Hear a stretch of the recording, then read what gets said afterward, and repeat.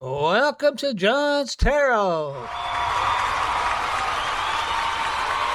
Welcome to you from wherever you may be listening to this podcast. I hope you're all having a good time. I see that I'm picking up listeners from around the world, different places. If you would like to be a part of this, I would like to make that possible. If you could send me any kind of questions you may have about questions about the material I present, or my journey, or your personal journey, send them over to John at JohnsTarot.net, or comments about my material. You may agree with it or disagree with it, or have something to add. And if you have any thoughts or ideas, go ahead and send those too, and I can turn that into an extra episode once a week. Feedback from the community, because apparently we have a little community forming around this stuff I'm doing.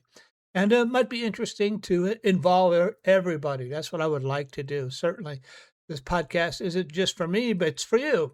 So what do you think about that? Oh, far out, man. Okay, that's what we will go ahead and try to do then.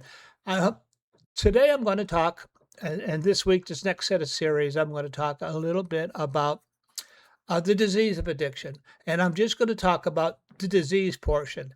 And I'm going to talk about it from 4 different aspects. And the episodes will probably be short. We'll see how it goes.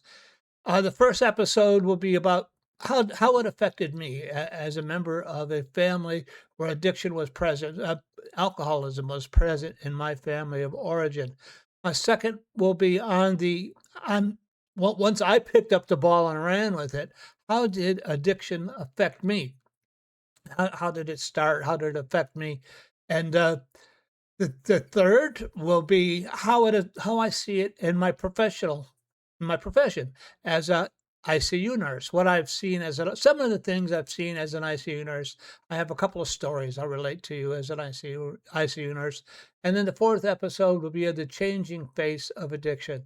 Now, really, addiction has been changing. What I see in a clinical standpoint, but it's probably just a mask. The face is probably the same, but it's gained a new mask. And what I see and what to be aware of. And we'll use a tarot to ask questions about that. So let me move over to this page here.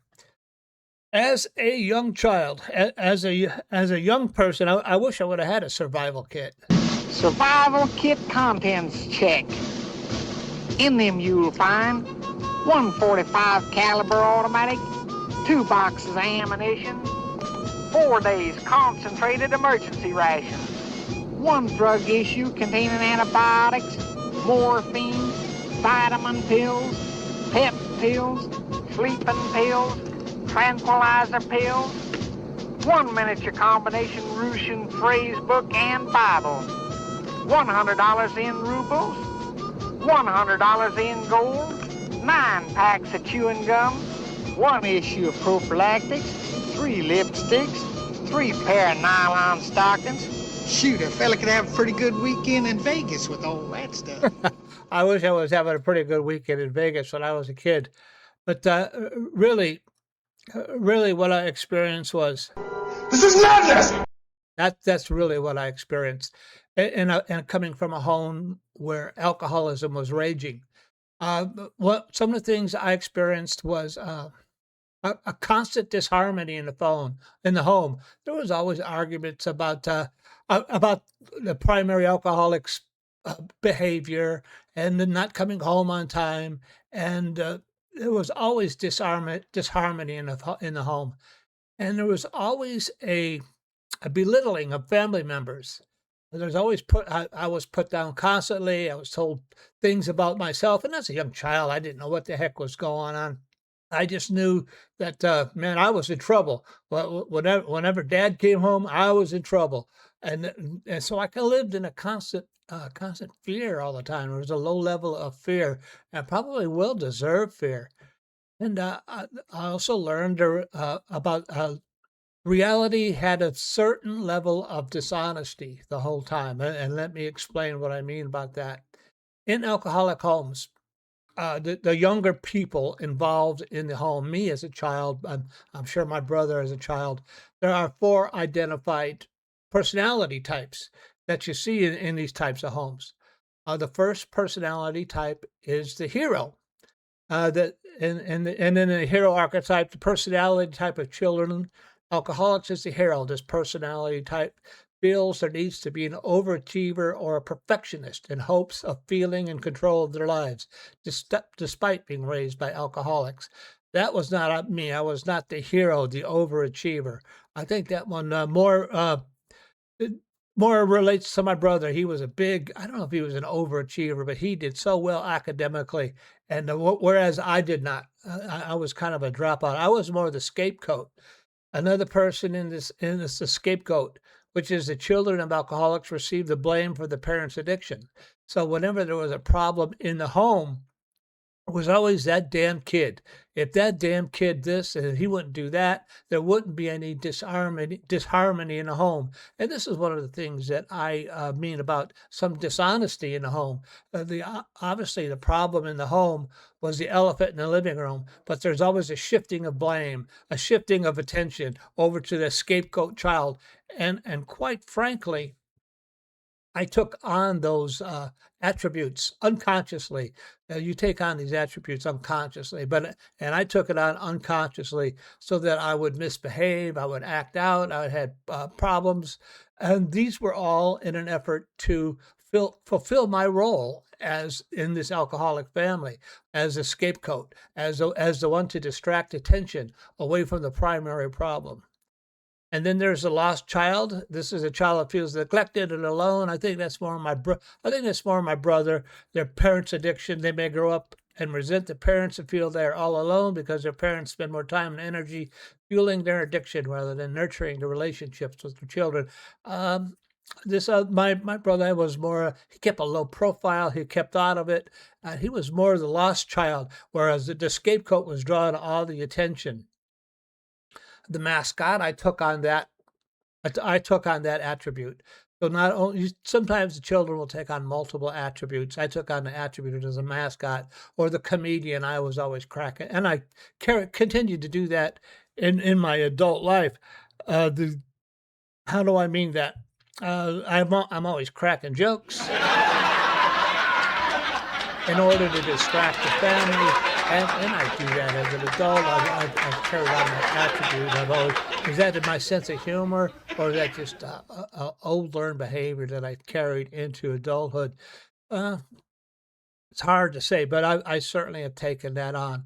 And then the other one is the last personality type is the caretaker, which is when a child helps to help their alcoholic parent. For example, a child may feel they need to make excuses to lie, cover up for the parent's drinking problem. At a certain point, I kind of dropped that. And this is what I mean about a level of dishonesty. None of these were who I truly was. None of these things had anything to do with me. These are just roles that you take on as a person in those types of situations. That's what I mean about dishonesty. And then it was my fault and those types of things.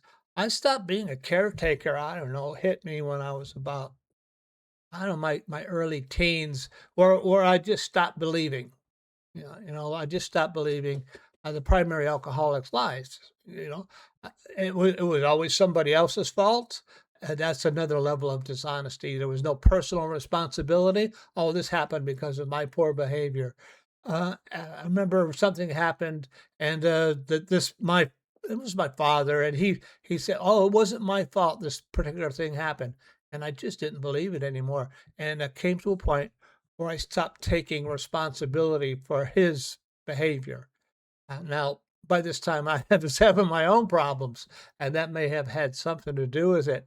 And as a member of this family, as a scapegoat, I uh, I I fulfilled my roles. I took on two or three of these identities: the mascot, the scapegoat, and maybe the caretaker to a degree. Probably my extended family, a grandmother was more of a caretaker, my dad's mother, and it was just a really crazy. And my poor dad came to a bad end, and he never understood what happened to him. So I'm going to move over to the tarot page. My ability to read tarot is a gift, an expression of divine love, and I'm here to share it with you in that same spirit. So, if you found yourself in one of these homes, my question is going to be, how do you break out? How do you break out? How do you break the mold?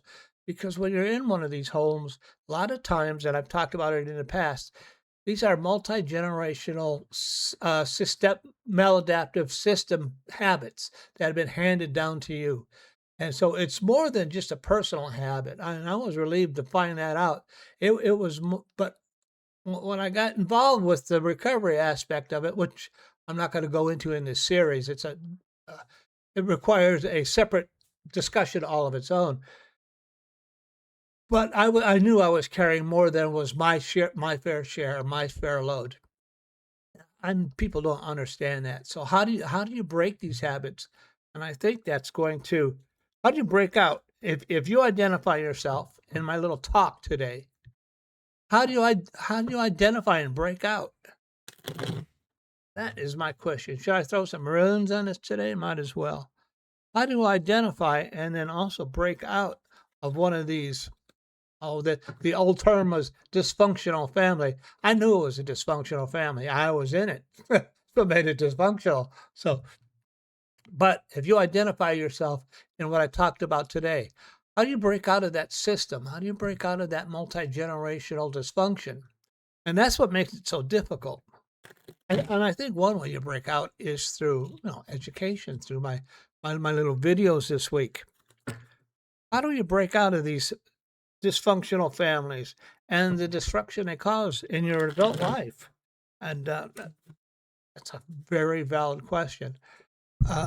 These things still affect me to some degree in my adult life. I talk about my sense of humor and the mascot always cracking jokes. And I'm not the scapegoat anymore. I don't do that anymore. I've taken responsibility for my own life. But some of these things still linger on even into late adulthood. So how do you break out? If you're identifying part of this, how do you break out? All right, cut the deck. We'll draw 3 cards, and we'll see what they say. My first card is the 5 of Pentacles. I laugh. How does this happen? How does these cards come out like this?